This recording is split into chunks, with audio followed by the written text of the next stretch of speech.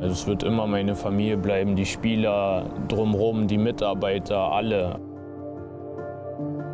Aber für mich war es klar, dass ich auch irgendwann mal weiterziehe.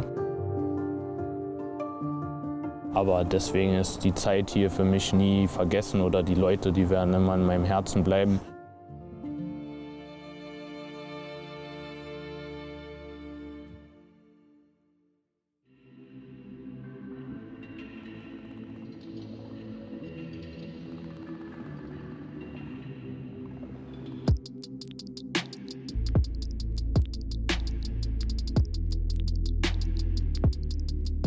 Hey Jerome, wir haben zusammen hier beim FC Bayern begonnen und alles zusammen auch durchgemacht, die erfolgreichen Jahre, natürlich auch Rückschläge, aber du standst immer vor mir und auch hinter mir und dafür möchte ich dir natürlich Danke sagen. Wir haben gemeinsam so viel erreicht und ich bin einfach stolz auf dich, stolz auf deine Leistung und alles das, was du auch für mich getan hast. Danke, Bro. Also auch gerade Gänsehaut bekommen. Manu kenne ich schon super lange, schon vor der Bayern-Zeit aus der Nationalmannschaft. Und ich war vom ersten Augenblick, wo ich ihn getroffen habe, habe ich sofort gemerkt, dass er einfach was Besonderes ist als Mensch und als Torwart, wissen wir alle. Unglaubliche Persönlichkeit und hat mir auch oft geholfen und auch immer gut zugesprochen, auch in schwierigen Situationen. Und ist ein echter Freund geworden und nicht nur auf dem Platz, sondern auch neben dem Platz. Ich glaube, bei ihm war es sogar schon vorher klar, dass er zu Bayern kommt. Und natürlich habe ich mich riesig gefreut und war eine Ehre, nach München zu kommen. Natürlich aber auch Druck, weil natürlich Manu so der Top-Transfer war als bester Torwart Deutschland, würde ich sagen. Und dann zum weltbesten Torwart hier wurde. Da möchte man natürlich als anderer Transfer auch jetzt gute Leistungen bringen. Also ich bin eigentlich nach England gewechselt, um in der Innenverteidigung zu spielen, weil es mir so zugesagt wurde, sage ich mal so. Ist dann leider nicht so eingetreten und damit war ich auch überhaupt nicht zufrieden. Und dann kam halt das Angebot vom FC Bayern und ich musste auch überhaupt nicht lange überlegen, weil es war für mich klar, dass ich das unbedingt machen möchte und hat mir auch sehr schnell gezeigt, dass sie es wirklich möchten, sehr bemüht. Die Verhandlungen waren überhaupt nicht einfach. Es hat leider sehr lange gedauert, aber das hat mir auch gezeigt, dass Bayern um mich kämpft. Und was mich beeindruckt hat, war, dass sie mich sozusagen verpflichtet oder haben wollten, wo ich noch eine Knieverletzung mir gerade zugezogen hatte und auch sogar einen kleinen Eingriff hatte und trotzdem so zu mir standen. Und deswegen, da war ich super happy und habe mich riesig gefreut und wollte das unbedingt. Ich war ja vor Manchester City, das war nur ein Jahr, war ich beim HSV, wo es jetzt nicht, sage ich mal, klein ist, aber es ist natürlich kein Vergleich zum FC Bayern, wo alles größer ist, überall sind Kameras, Medien, die Mitspieler sofort, du hast sofort Konkurrenzkampf, aber auch einfach super Typen in der Kabine. Wir hatten ein super Team, trotzdem eine Weltklasse-Trainer, das war alles neu für mich natürlich, aber ich habe mich, glaube ich, sehr gut schnell eingewöhnt, auch mit dem Leben in München, was ein Unterschied ist auch zu Hamburg oder Berlin und habe mich schnell sehr wohl gefühlt und einfach auch, muss ich sagen, wie zu Hause gefühlt.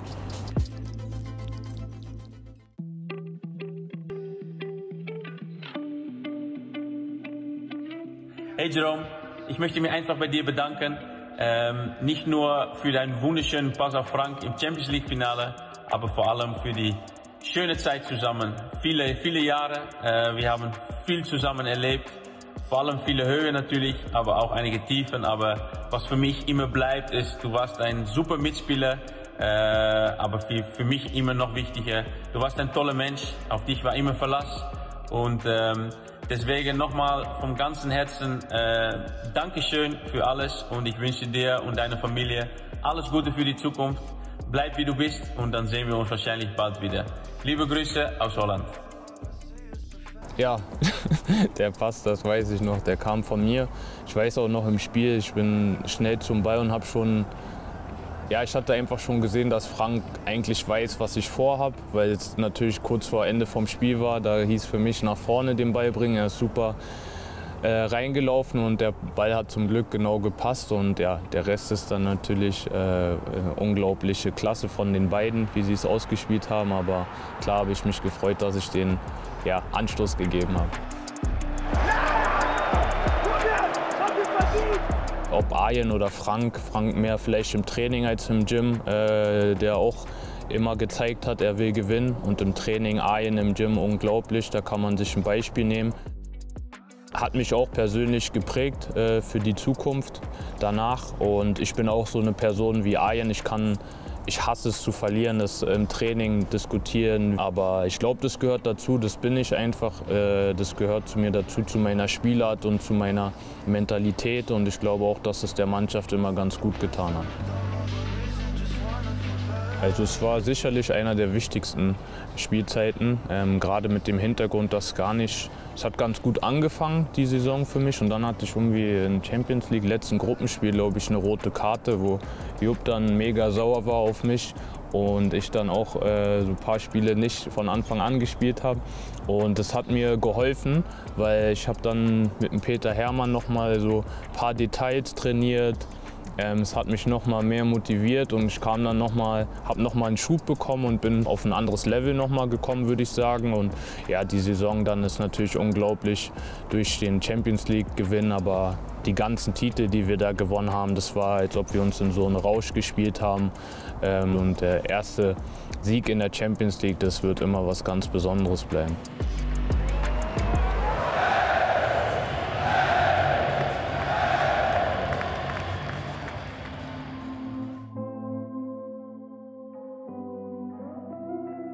Servus Jerome, ja auch ich will Danke sagen. Wir haben gemeinsam so gut wie alles gewonnen, die Champions League, das Triple, wir sind gemeinsam Weltmeister geworden und ich konnte mich als Kapitän immer zu 100% auf dich verlassen. Ich wünsche dir für die Zukunft alles Gute, viele Titel, aber vor allem bleib gesund. Dein Philipp. Philipp war, ja, wie wir alle wissen, Weltklasse-Spieler. Ich glaube, der konstanteste Spieler, den ich je gesehen habe. Ein toller Kapitän, ist immer vorangegangen mit seiner Leistung vor allen Dingen. Ja, auf ihn konnten wir uns immer verlassen, hat aber auch trotzdem kritische Punkte angesprochen und ist immer vorangegangen, aber gerade mit Leistung. Und ja, freut mich natürlich unheimlich auch von ihm zu hören. Wie er gesagt hat, wir haben alles zusammen gewonnen, auch mit Manu die Weltmeisterschaft. Das sind einfach Erinnerungen, die man nie vergessen wird und Spieler, die da neben einem auf dem Platz standen. Das sind ganz besondere Erinnerungen und da bin ich sehr stolz, dass ich so tolle Kapitäne und Mannschaftskameraden beim FC Bayern wie bei der Nationalmannschaft hatte. Beim WM-Finale war ich eigentlich gar nicht nervös, so ein bisschen dann davor, aber beim Anpfiff dann wieder war es ganz weg und habe gesagt, genieß heute den Tag, genieß dieses Spiel und gib dein Bestes und ja, das ist ja dann zum Glück gut gegangen. Es war einfach eine unglaublich gute Truppe, aber ich glaube schon, dass es mit ein sehr wichtiger Baustein war, dass wir so einen Bayern-Block hatten, wo wir ja man muss schon sagen, Siegermentalität und diesen Willen und auch vom Spielerischen durch Pep, sage ich auch, viel mitgebracht haben.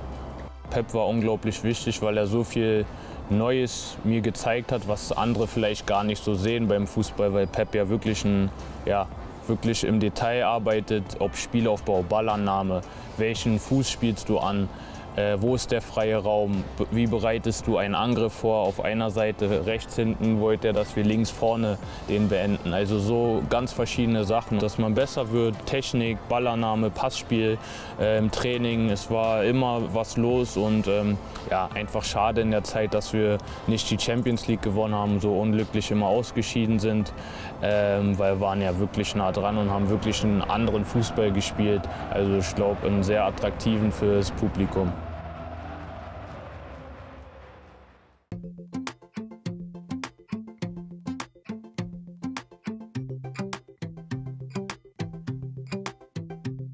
Servus Jerome, mein Freund, vielen Dank, muito obrigado, amigo, für alles, das du für mich gemacht hast auf unserer Zeit. War eine Ehre für mich, mit dir zu spielen. Du hast einen großen Weg gemacht und als Mensch, du bist auch ein super Kerl. Okay? Vielen Dank nochmal, mein Freund, und viel Erfolg für die nächste Station und den nächsten Club für dich. Du verdienst alles das Beste. Liebe Grüße, Bro. Servus. Unglaublicher Typ, super sympathisch. Auch auf dem Platz mir unglaublich viel beigebracht, geholfen. Ich gucke mir immer auch von anderen Innenverteidigern ab, ob sie älter oder jünger sind. Man kann immer was dazu lernen und Dante hat mir sehr viel auch Sicherheit gegeben als Nebenmann. Man hat sich sehr gut ergänzt und ist einfach ein, ja, das wissen wir alle, ein Top-Mensch, hat super Leistung auch für den FC Bayern gemacht. Ja, das war eigentlich, muss ich sagen, immer so bei mir, dass ich mir, egal wo jemand herkommt oder vorher war, ob ein kleinerer Club, vielleicht ist er insgesamt nicht stärker als du, aber hat eine gewisse Stärke, wo du gucken kannst, oh, wie macht er das beim Kopfballtiming, was auch immer. Und das finde ich immer ganz interessant, versuche immer alles so aufzusaugen. Nicht zu kopieren, aber zu sagen, warum ist er in diesem Bereich so gut geworden? War schon sehr anstrengend die Saison, weil wir nur, ich glaube, 12 Tage nach dem WM-Titel Zeit hatten, viele Spiele hatten, aber sollte ja keine Ausrede sein, aber es war natürlich schon anstrengend. Man muss sagen, kam, glaube ich, viel zusammen, ne? Viele Verletzte, Champions League aus dann. Ich habe auch genau das in Erinnerung, das ganze Spiel. Wir sind halt sehr brutal hinterhergelaufen. Irgendwann wirst du müde und von der Konzentration und dann war das die Szene gegen Ende und normalerweise geht er ja nach links weiter und ich war 100% sicher, dass er nach links geht. Leider ist das nicht passiert und ja, mit Rückblick, ja, kann ich drüber lachen, sage ich, Weltklasse gemacht. Für mich natürlich sieht es schlecht aus, aber es gehört mit zum Fußball. So wie im WM-Finale, da haben wir gewonnen. Da habe ich, sage ich mal, das bessere Ende auf meiner Seite mit der Mannschaft gehabt. Oder wir als Deutschland. Und dann in dem Spiel war es halt von ihm Weltklasse gemacht. Und das muss man dann auch anerkennen. Und auch wenn man mal nicht so gut aussieht. Es ist einfach auch im Fußball Details entscheiden. Und die haben am Ende leider nicht gereicht. War sehr schade, weil wir eigentlich eine gute Saison gespielt haben.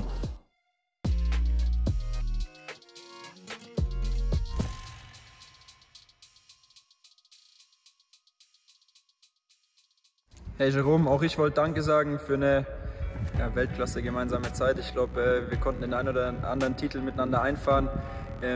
Speziell in der ersten Saison, als ich hier noch Innenverteidiger gespielt habe, konnte ich mir sehr, sehr viel von dir abgucken. Schade, dass du uns verlässt. Egal wie es weitergeht, ich drücke dir die Daumen und alles Gute. Dein Josua. Ich habe gleich am Anfang gesehen, wie talentiert Jo ist. Natürlich war er noch nicht so wie jetzt, wie weit, aber er war unglaublich ehrgeizig, wissbegierig, er wollte immer besser werden und weil ich weiß, wie das ist als junger Spieler, ich bin auch jung zu Bayern gekommen, aber ich habe ihm gerne geholfen, weil es einfach auch ein super feiner Kerl ist, toller Mensch und ja, es war auch für mich eine Ehre, mit so einem tollen Spieler zusammenzuspielen und ihn auch, ja, ich sag mal, helfen zu können. Ich weiß, dass ich bei ihm oft vielleicht am Anfang, jetzt brauche ich ihm das nicht sagen, weil das beherrscht er blind, aber ihm gesagt hat, er soll schon vorher gucken, wo der freie Mann ist, bevor er den Ball kriegt, also die nächste Situation erkennen und ja, heute macht er das ja überragend und ist ja auch jetzt im defensiven Mittelfeld, aber auch als Innenverteidiger ist natürlich wichtig, die Situation gut einzuschätzen, wenn du dann den Ball bekommst, wo kannst du hinspielen, möglichst natürlich den vordersten Punkt und das hat immer alles offen angenommen und wollte immer weiter lernen und das heute ist, glaube ich, das Ergebnis von seiner harten Arbeit. Ja, das war einfach ein Genuss, in dieser Mannschaft zu trainieren und zu spielen. Es hat so viel Spaß gemacht, vom Training bis zu den Spielen. Man hat einfach gesehen, dass das Training unter Pep einfach so viel gebracht hat, auch die Spiele und immer sich weiterzuentwickeln. Wir haben uns gegenseitig gepusht und es war einfach ein ganz neues Level, finde ich, und auch für die Zuschauer, ich glaube, für die Fußballwelt toll anzugucken. Da war ich schon auf einem sehr, sehr hohen Level und körperlich und hat alles sehr gut gepasst, Spaß gehabt und wohlgefühlt, einfach unglaublich wohlgefühlt mit meinem Körper, mit allem drum und dran. Das war, muss man schon sagen, mit die beste Zeit, ja. Das ist natürlich sehr selten, als Abwehrspieler, Fußballer des Jahres in Deutschland zu werden und ja, war natürlich unglaublich gerührt und stolz, als Verteidiger das geschafft zu haben, aber ging natürlich nicht ohne die Mannschaft, in so einer tollen Mannschaft zu spielen und war unglaublich froh, dass ich ja, so einen tollen Titel bekommen habe. Ja, das ist eine große Ehre gewesen für mich.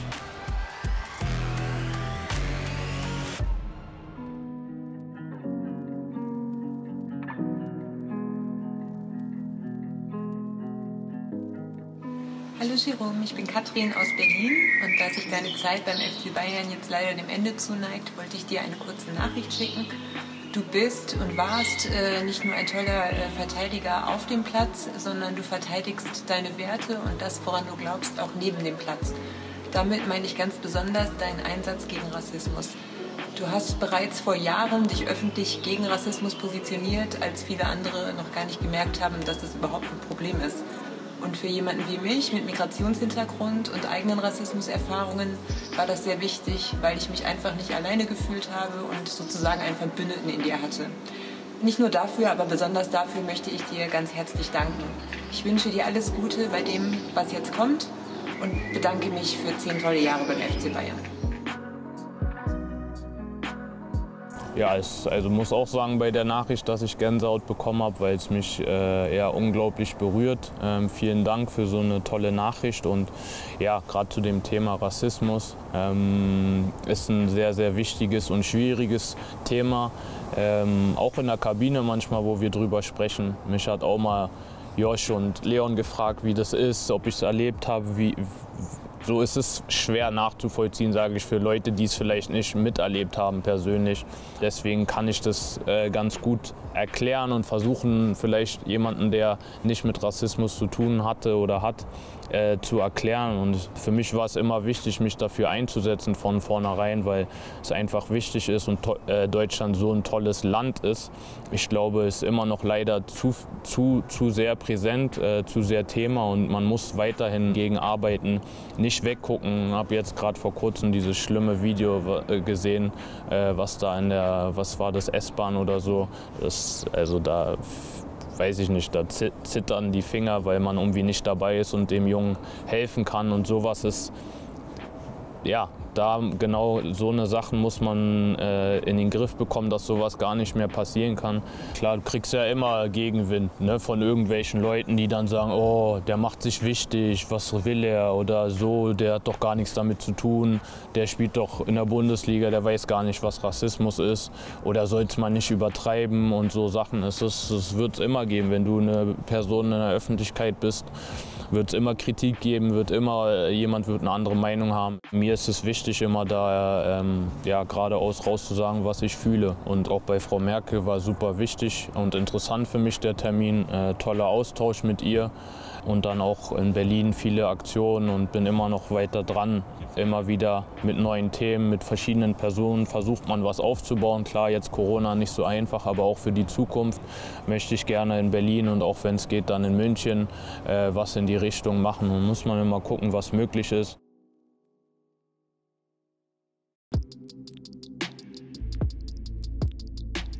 Für mich persönlich war es sehr schwierig, weil ich mich ja verletzt hatte. Dann bei der EM, ich hatte keine Vorbereitung. Das habe ich auch sofort dann gemerkt, wo ich dann wieder trainiert und gespielt habe. Ich war nach jedem Spiel tot, wirklich tot. Und ja, es lief dann nicht. Und dann zum einen Überfluss habe ich mich dann im Dezember ganz schwer verletzt, hier am Brust, an der Schulter.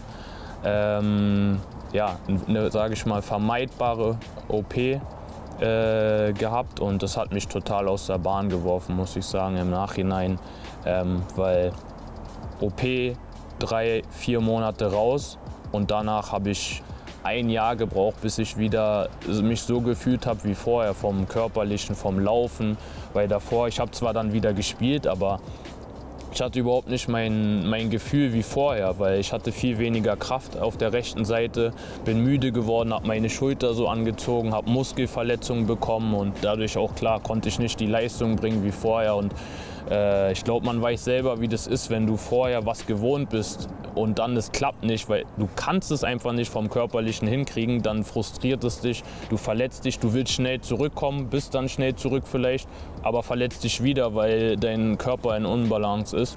Ja, und es war eine sehr frustrierende Zeit mit dem Trainer, deswegen auch gar nicht so viel zu tun gehabt. Natürlich sehr schwierig, glaube ich, auch für die Mannschaft. Umstellung Pep zu Ancelotti, ein ganz anderer Fußball. Gar nichts, auch ich glaube, es ist immer falsch rübergekommen, weil ich dann auch im Interview gesagt habe, so und so, gar nicht mal um was gegen Ancelotti, das war es gar nicht so gemeint, sondern manchmal passt es halt nicht so von der Mannschaft zum Trainer, Philosophie ist halt manchmal so im Leben, ist ja so, deswegen ist gar kein Vorwurf an ihn gewesen oder so und auch zu meiner Person, weil ich konnte nie unter ihm mein volles Potenzial zeigen. Deswegen habe ich da gar kein Problem. Im Nachhinein, glaube ich, ein bisschen falsch rübergekommen. Er frustriert, ich frustriert über meinen Körper und dann sagt man Sachen, die man gar nicht so in die Richtung meint. Und deswegen ist ein Weltklasse-Trainer, all seine Leistungen, allerhöchsten Respekt und auch eine tolle Person, hatte nie mit ihm persönlich ein Problem.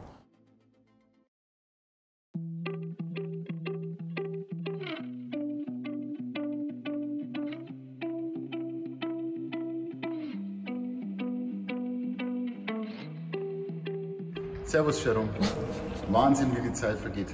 Ich kann mich noch so gut erinnern, wie du vor 10 Jahren nach München gekommen bist.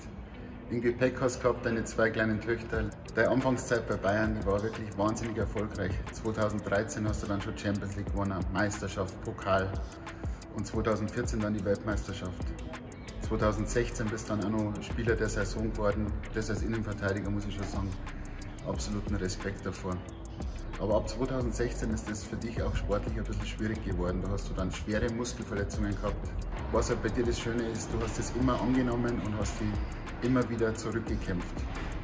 Als dann die wenigsten nur noch an dich geglaubt haben, hast du es auch noch mal geschafft, dass du 2020 in Lissabon als Stammspieler die Champions League holst. Wirklich Hut ab, das sind wahre Champions. Du warst wirklich am Boden gelegen und bist aufgestanden und hast wieder alles dafür gemacht, dass du erfolgreich wirst. Wir vom Staff-Team vom FC Bayern wünschen dir von ganzem Herzen, sowohl privat als auch beruflich, alles Gute für deine Zukunft. Und solltest mal irgendwann einmal Probleme haben oder so, du kannst jederzeit jeden von uns anrufen und wir werden dir immer helfen. Jerome, mach's gut und Servus.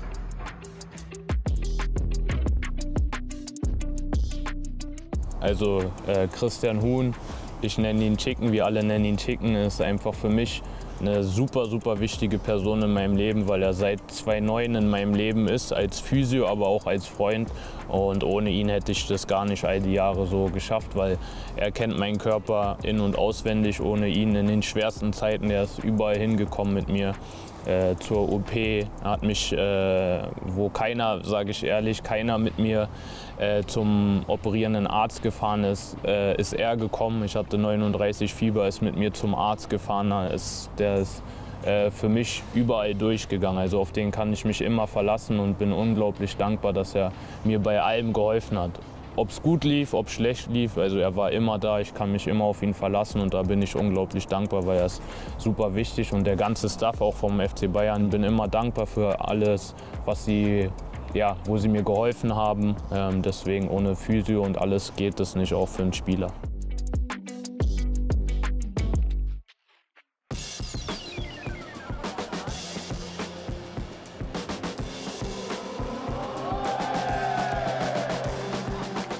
Zu Jupp Heynckes, die Beziehung ist natürlich eine besondere, weil er einfach für mich ein ganz wichtiger Trainer war, der mir auch sehr viel geholfen hat, Art und Weise, wie ich spiele, mir viele Tipps gegeben hat, aber einfach auch als Mensch einfach top. Da sage ich immer wieder oft, kann man Vergleiche ziehen zu ihm und Hansi, weil sie menschlich top sind. Die befassen sich mit dem Menschen, nicht nur mit dem Fußballer. Klar, das ist das Wichtigste, aber er geht auch auf den Menschen ein und redet mit dir über private Sachen. Wie fühlst du dich? Dem war immer wichtig, wie geht es den Spielern auch neben Platz wohlfühlen. Es ist einfach, das merkt man, ein herzlicher, menschlicher Typ und wollte immer das Beste für die Mannschaft und für jeden Einzelnen und hat uns unglaublich gepusht und ja, mit ihm haben wir unglaublichen Erfolg gehabt und wusste auch, wie er mit den Spielern umgehen muss. Ne? Frank und Arjen sind natürlich andere Spielertypen als jetzt ich oder jemand anderes. Also finde ich, hat er ja, überragend gemacht.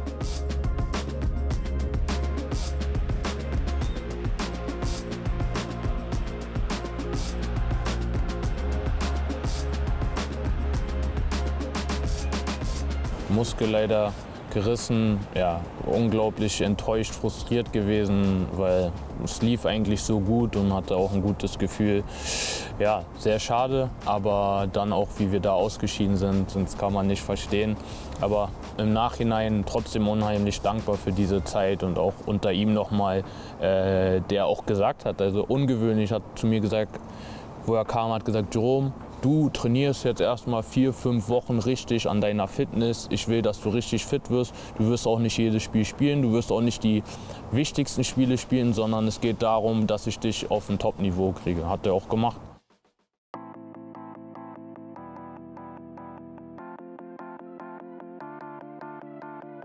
Hey Jerome, I just want to say we're gonna miss you. Thank you for everything. Thank you for everything you have taught me. Playing beside you, playing alongside you, playing against you in training. You know, you're a real leader. You're a real leadership on the field. You know, you took me under your wing. You know, you guided me. You're the guy where we score a goal. You know, we do a little dance, and it was amazing. We'll miss you, and you'll forever be part of the Mia Semilla family. Fonsi ist ja ein super aufgeweckter, lustiger Typ, super Energie, tanzt viel in der Kabine, macht immer laut Musik an und deswegen, wir tanzen viel in der Familie, sind ja wie eine Familie in der Kabine mit den Jungs und bin unglaublich stolz auch auf ihn, muss man sagen, weil sein Weg ist nicht normal, das macht er top, ist ein Top-Junge und da wird man noch viel Spaß an ihm haben. Bin unglaublich dankbar für so eine tolle Nachricht, auch von ihm bedeutet mir viel. Auch wenn ich ihn öfter mal anschreie im Spiel, was mit dazugehört, einfach nur, weil ich weiß, wie gut er sein kann und auch mit Konzentration bei ihm zu tun hat. Für meine Spieler, ja, das ist halt, gehört mit zu meiner Mentalität. Ich habe es gehasst und hasse es immer noch, erstens klar auf dem Platz zu verlieren und dann ist es, wie gesagt, sind meine wie Familie auf dem Feld und die versuche ich zu beschützen.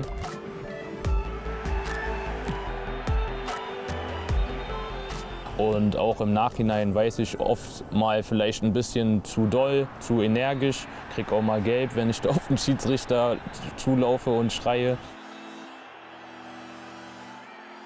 Aber das ist mir einfach wichtig, es gehört mit zu mir. Wenn ich das wegnehme, dann das bin nicht ich. Für mich war es so, ich habe gesagt, Jupp, hört auf, das ist ein guter Abschluss für mich hier. Ich wollte sowieso noch mal was Neues machen. Ich war vom Kopf, muss ich sagen, schon darauf eingestellt, dass ich wechsle. Ist im Nachhinein unglücklich gelaufen, muss man sagen. Auch für den Trainer natürlich nicht einfach. Ein neuer Trainer kommt von Frankfurt nach München, unglaublich viel Druck. Man weiß selber, Presse, dies, das, dann läuft es nicht so gut. Wie gesagt, viele Sachen, dann kamen bei mir noch privat dazu. So, das spielt mit rein. Ich bin ein emotionaler, sensibler Mensch und dann lief es einfach nicht gut. Aber das meine ich auch, das war auch so eine Saison, wo ich sage, Entscheidungen, die ich persönlich nicht verstanden habe, klar bin ich dann frustriert. Das alles in allem hat sich dann natürlich gestaut und dann, das war das Ergebnis am Ende, wo ich mich auch entschuldigt habe, natürlich für mein Verhalten. Aber wie gesagt, im Nachhinein für mich unglaublich schwer als emotionaler, sensibler Mensch umzuswitchen. Es war gar nicht so gemeint, oh, Mannschaft hier, ich da. Ich konnte das einfach in dem Moment nicht. Ich konnte das nicht, weil dann wäre ich einfach falsch gewesen zu mir selber. Und im Nachhinein auch aus dem Respekt gegenüber den Fans der Mannschaft habe ich mich auch entschuldigt. Aber in dem Moment konnte ich das einfach nicht. Ich gebe nie auf, wenn du auf dem Boden liegst und vielleicht auch noch welche rauftreten, das ist dann für mich erst recht. Weil ich weiß, ich bin überzeugt von meinen Fähigkeiten. Ich weiß auch, was ich kann. Das soll nicht arrogant klingen, aber ich weiß schon, wozu ich fähig bin, wenn ich fit bin. Und für mich war es einfach ein Anspruch an mich selber, so hart zu arbeiten, dass ich wieder dahin komme und der Mannschaft helfen kann und auch eine Wichtigkeit für die Mannschaft entwickle. Und dazu brauchte ich Vertrauen und natürlich auch Unterstützung, die ich dann, wo Hansi und das Trainerteam neu kamen, absolut bekommen haben. Da sieht man, wie schnell sich das ändern kann im Fußball, von ja, frustriert zu super glücklich.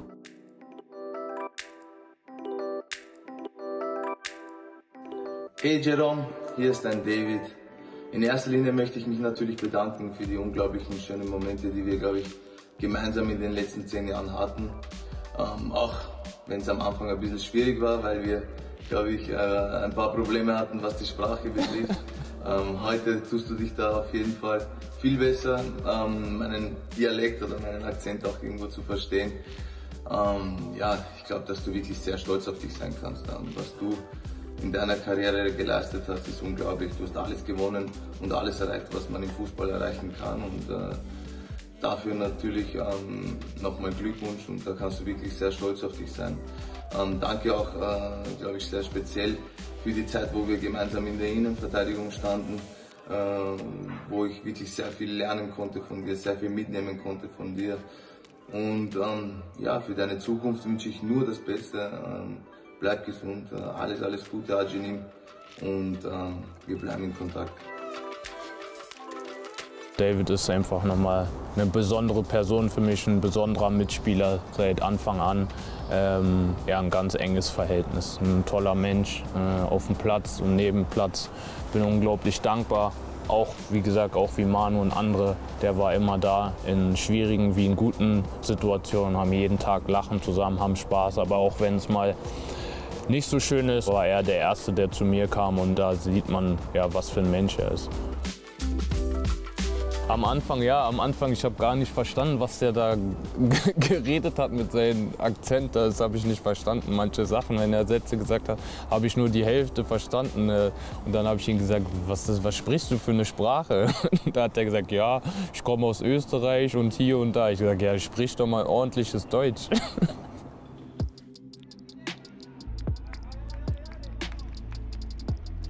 Ja, das war leider klar. Im Halbfinale habe ich mir schon eine Zerrung geholt. Also es war eng, aber ich wollte es natürlich unbedingt probieren. Es sah ganz gut aus, Training etc. ging, aber Spiel ist dann natürlich was anderes und hat leider nicht gereicht.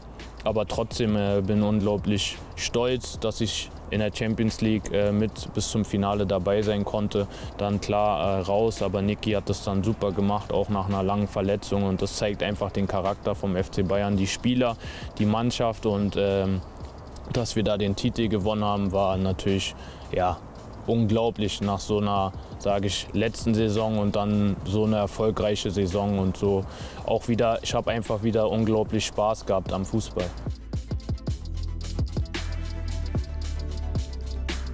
Welcher Titel ist für dich wichtiger im Nachhinein, 2013 oder 2020? Ja, beide waren super wichtig, aber 2020 vielleicht mit dem Hintergrund, dass man davor die Saison einfach ja, ein schlechtes Jahr hatte, sage ich mal so. Und der Unterschied, sich da nochmal persönlich rauszukämpfen, nochmal zu performen, zu zeigen, so, das bin ich, das ist mein wahres Ich, wenn ich fit bin. Und vielleicht deswegen ein bisschen vom anderen Standpunkt aus gesehen. Aber 2013 war natürlich der erste Titel in der Champions League, war was ganz Besonderes. Und da muss man ja auch sagen, aus so einem kleinen Loch rausgekämpft und dann die Champions League geholt.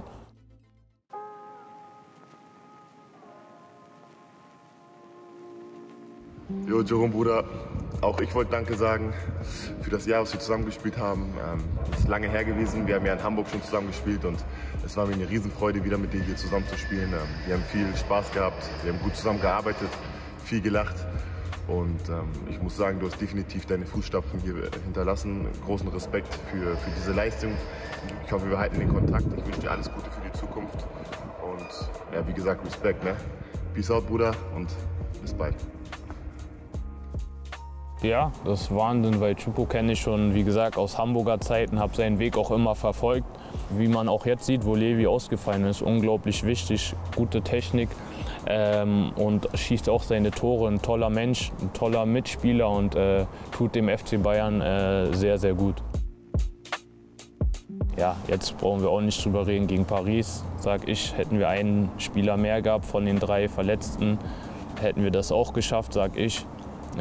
Auch hier im Hinspiel unglaublich viele Chancen gehabt und am Ende entscheiden Details gegen so eine auch Weltklasse-Mannschaft, aber insgesamt sage ich, wäre es verdient gewesen, wenn wir weitergekommen wären, aber so ist der Fußball, es passiert manchmal und daraus lernt man auch aus so Niederlagen, sage ich mal.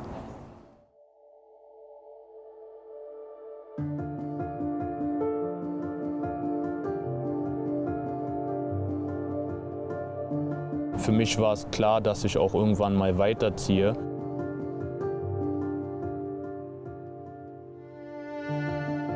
Weil so bin ich als Person, ich brauche neue Herausforderungen. Neues zu erleben, sich neu zu beweisen, das ist einfach für mich unglaublich wichtig. Ich bin auch froh, dass ich hier jetzt wirklich 10 Jahre spielen durfte, konnte mit so tollen Mannschaftskollegen, so tollen Menschen.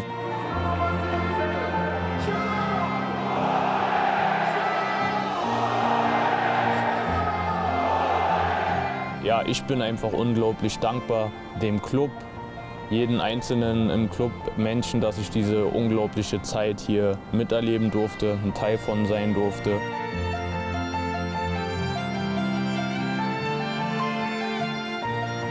Ich wünsche dem FC Bayern das Allerbeste und ja, bin unglaublich stolz, dass ich so Teil der Geschichte bin, würde ich mal sagen, dass ich hier so viele Spiele machen durfte, Freunde getroffen habe und ja, den Fußball mit dem FC Bayern genießen durfte. Ja, in meinem Herzen wird es immer bleiben. Also es wird immer meine Familie bleiben, die Spieler drumherum, die Mitarbeiter, alle.